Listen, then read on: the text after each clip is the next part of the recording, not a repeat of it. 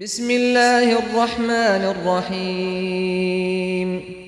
قل أوحي إلي أنه استمع نفر من الجن فقالوا إنا سمعنا قرآنا عجبا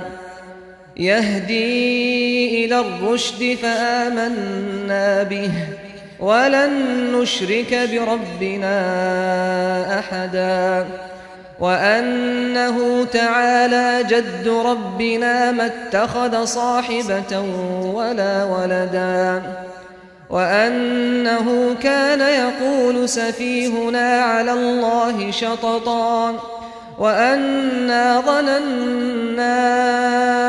أن لن تقول الإنس والجن على الله كذبا وأنه كان رجال من الإنس يعوذون برجال من الجن فزادوهم رهقا وأنهم ظنوا كما ظننتم أن لن يبعث الله أحدا وأنا لمسنا السماء فوجدناها ملئت حرسا شديدا وشهبا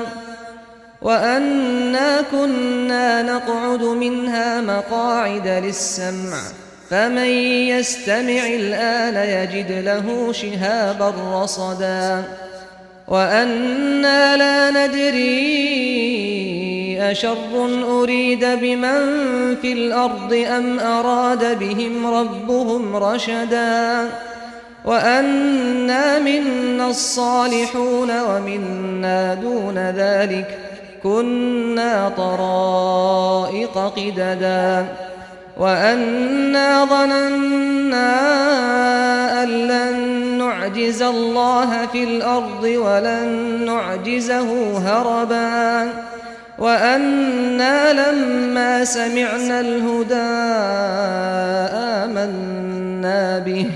فمن يؤمن بربه فلا يخاف بخسا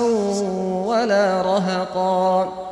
وأنا منا المسلمون ومنا القاسطون فمن أسلم فأولئك تحروا رشدا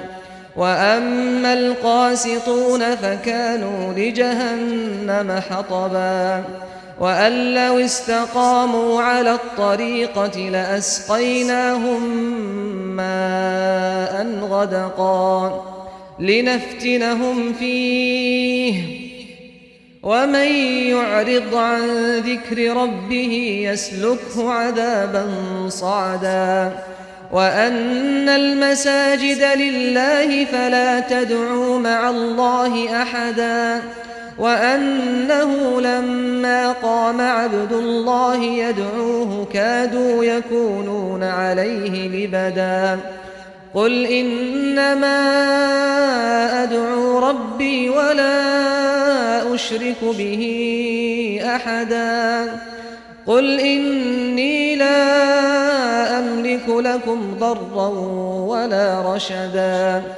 قل إني لن يجيرني من الله أحد ولن أجد من دونه ملتحدا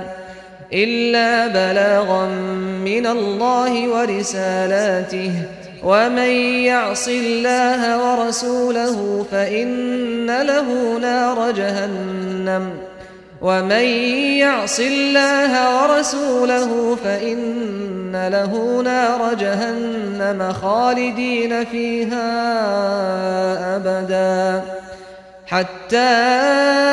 إذا رأوا ما يوعدون فسيعلمون من أضعف ناصرا وأقل عددا قل إن أدري أقريب ما توعدون أم يجعل له ربي أمدا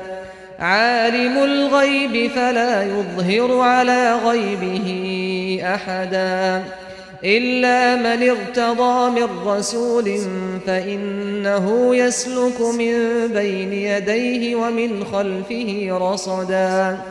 ليعلم أن قد أبلغوا رسالات ربهم وأحاط بما لديهم وأحصى كل شيء عددا